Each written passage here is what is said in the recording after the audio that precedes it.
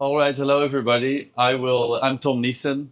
I work at a company called RaySearch Laboratories, and I will tell you about some of our recent innovations in ablation and also in radiology in general, and how this kind of falls into our vision to provide comprehensive cancer care. So a little bit of context. RaySearch Laboratories is a company based in Stockholm, Sweden. We were founded in the year 2000 by our current CEO, Johan Löv. And since then, we've been working on several medical software solutions, mainly targeting radiation oncology.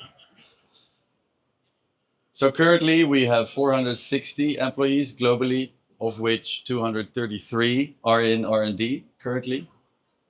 Our main current software systems are RayStation, which is a treatment planning system primarily used in radiation oncology.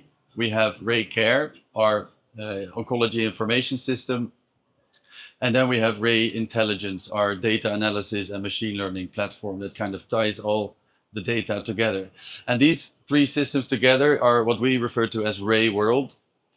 And the vision of RayWorld is to, in the future, provide comprehensive cancer care. So our vision is that in the future, the whole cancer clinic can run on our software. So everything you can throw at cancer can run on our software. So we, as I just said, we started in radiation therapy, but now we're also branching into surgery, chemotherapy. We're doing brachytherapy, and now at RSNA we're presenting our new liver ablation software. So we're really on this track or journey to provide comprehensive cancer care where the whole clinic will run on our software. So this journey is going well, and last year we celebrated that more than 1,000 radiotherapy clinics are using our software, and many of the large, top-rated cancer clinics in the world, they have selected our software for their treatment planning and also for their information system. So this is kind of what 15 or 20 years of software development looks like. So we have a lot of different supported techniques, treatments, different machines, a lot of different algorithms and image processing, plan evaluation, and then you end up with this big list of things. And what we've been able to do recently is to adapt those functions to work in image-guided liver ablation. So we saw a need for software in ablation, and we saw also that a lot of our existing software or algorithms could be used in liver ablation. So starting at the basics, thermal ablation is a local, minimally invasive treatment where you place probes percutaneously and then destruct the tissue using thermal damage. It has a curative intent. So success is defined as follows in liver ablation. So we at the left top, we see an image with the tumor located. This image can be taken pre-ablation. Then on the left bottom, we see an image with the ablation zone. So this is a post-ablation image. We can then segment the structures on these images and then register these images to see to what extent does the ablation zone cover the tumor. And then what is defined as the minimal ablative margin is the minimal margin between the tumor and the ablated zone. So a lot of recent literature has shown that this minimal ablative margin is primary predictor for local tumor progression. These two studies performed at MD Anderson show that if you have a minimal ablative margin of at least 5 millimeters, the chance for a local tumor or local recurrence is really dramatically reduced. And this is not the only research showing this. There's a lot of recent literature on the minimal ablative margin as the main goal for an ablation treatment. So how do you achieve these margins? This is done with, in our case, in our workflow with CT images. So we take a CT pre-ablation with the contrast agents so the tumor is visible. We take an image during the placement of the probes to verify if the probes are placed correctly. And then post-treatment, we take another contrast-enhanced image, the image where the ablation zone, where the burn is visible. So the challenges here are that in both of these images on the right, we don't see the tumor. And also due to the insertion of the probes, due to the breathing cycle, the liver is constantly moving. So how are we going to register these images? How are we going to know if we've achieved our margins, if we can't see the tumor and if the liver is constantly changing? Right. So our answer to this question is to use not a rigid image fusion, but a deformable image registration. So this is basically a 3D deformation between two images where we connect each point on each image to the corresponding point on the other image. And this starts usually with a rigid alignment of the images, and then locally we refine this alignment to achieve the perfect deformable image registration. So this can then be used to track the changes of anatomy over time. We can also propagate structures between images, and this is especially relevant in liver ablation where we don't see the tumor on these images. So we can then use the deformable image registration. So in RayStation, we have a couple methods that can do deformable image registration. All methods rely on dividing the image or the structure into cells or voxels. And then the more basic algorithm is intensity or hybrid based deformable image registration. So here the goal is just to make the images look the same, and the cells can then move around freely or quasi-freely. A more advanced way to do deformable image registration is to use biomechanical deformable image registration.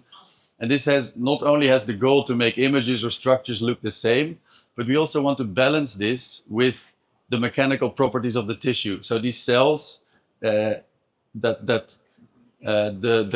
image is composed of, we assign a tissue-specific property to each cell, and we take that into account when we compute the deformation. And this then results in a more realistic deformation. And this was implemented in 2011 in our software based on the Morpheus algorithm. So these algorithms in our software, they've been validated extensively and also used clinically extensively. We see here this paper from 2017 comparing all the different methods that exist in our software. And here we have some yet unpublished work that validates our methods in liver ablation specifically. And here we see that a biomechanical deformable image registration outperforms the intensity-based registration in liver ablation. So this opportunity for using software was also seen by Christy Brock and Bruno Odisio at MD Anderson Cancer Center. They formulated this new method of confirming your ablation treatment. So they used deformable image registration together with AI-based auto-segmentation to define a novel workflow to do this and to get your margins correctly treated in ablation. This idea was then tested in a phase 2 randomized clinical trial where patients were randomly assigned either the control arm, in which they would be treated only using a visual assessment of the ablative margin, and the experimental arm where the patients were treated using a software-based, so using AI segmentation and using deformable image registration to assess the margins. And for this study, a research version of our planning system, RayStation, was used. The results of this trial showed that when using the software, the minimal ablative margins were drastically increased, and really proving that software-based ablation confirmation should be the new standard of care. And I also just want to note that not just any software was used in this trial. It should be software that incorporates biomechanical deformable image registration and auto-segmentation, such as RayStation. So the workflow in RayStation looks as follows. It's based around, as I said before, these 3 intraprocedural images: a planning image on which we can see the tumor, the targeting image on which we can verify if the probes are placed correctly, and then the verification image to see the ablation zone and see if we've achieved our margins. So we start with the planning step of the workflow. where we click start, this automatically segments the liver using AI. Then we can, using our semi-automatic algorithm for tumor segmentation, in 3D segment the tumor or the lesion. And then we can plan our probes or needles. So we click 2 points in the view, we click a power, or we choose a power and a duration. We can see in the 3D view at the right top, we can see the rendering in 3D of the ablation zone and the tumor while we're placing our probes.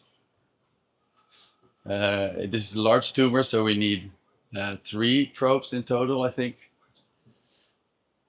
And we do this, we fine-tune this until we found the best position possible to achieve our margins.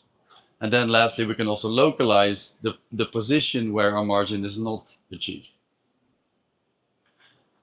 Then we go to the next step in the workflow. So here the probes are placed in the image, they're in the patient. We've taken a CT, and here we want to verify if the probes are placed correctly and if we achieve our margins, if we would treat with this probe placement. So again, we click start.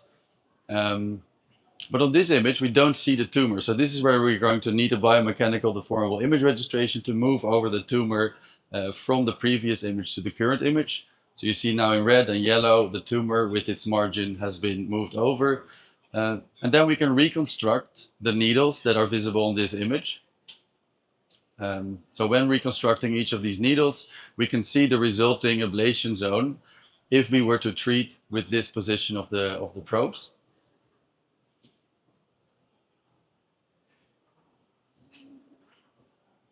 So we see now that the margins are achieved or almost achieved, and we feel comfortable with ablating and going on to the next step. Before we go to the next step, I want to show you how you in RayStation can review your registration.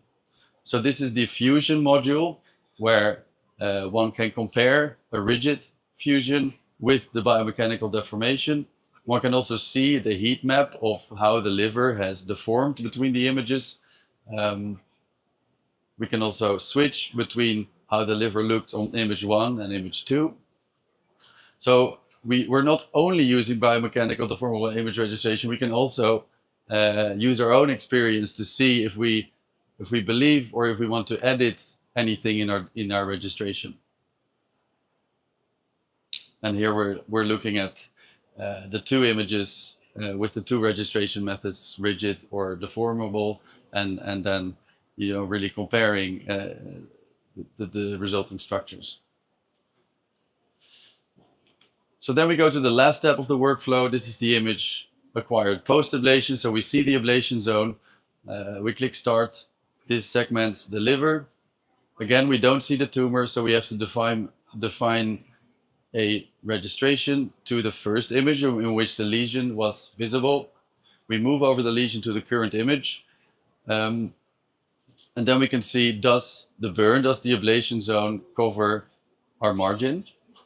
And if there's ever in the workflow any place where a structure needs to be edited, we can do this with any of the structure tools. This is the 3D structure tool that allows to deform the ablation zone in 3D.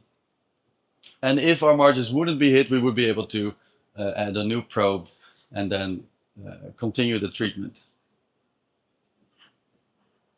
And then the choice is, do we finalize the treatment now or do we continue and place another probe? And that's really the benefit of this approach, where you would usually find out at the 2-month or 3-month follow-up that there's a local recurrence. Now we can see we didn't hit our margin and we can place another probe and treat.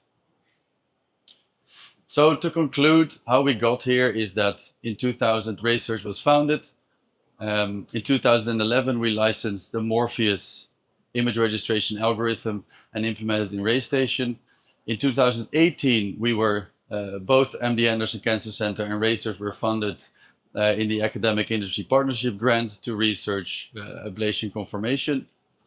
Then the coverall trial using RayStation ran between 2020 and 2023, and now in 2025, the coverall results have been published, and the image-guided liver ablation module in RayStation is as good as finished.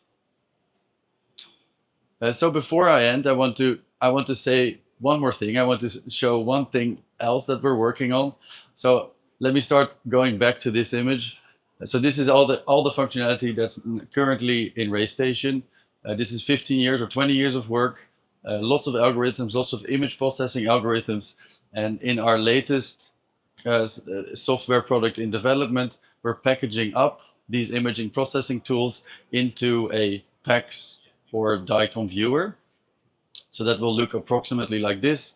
So this is going to be an image viewer, an advanced image viewer that bundles all of our existing functionality in radiotherapy or from radiotherapy, but now also including radiology specific functionalities, such as PACS integration, flexible layouts, annotations, viewing DICOM images, objects. We'll also, as I said, include the advanced stuff that was already there in RayStation, and in the future we will add workflow automation, integration with the information system, reporting, dictation. So that is to come in the next few years. So going back, RayWorld, this is our main systems. Our vision is to provide comprehensive cancer care. So our vision is really that the full clinic can run on our software, and that every patient that comes in, every treatment that we do, every treatment plan that we make is picked up by Ray Intelligence. So all of the clinical data in the clinic will be processed, analyzed in Ray Intelligence, and can then be used to provide clinical insights into the clinic.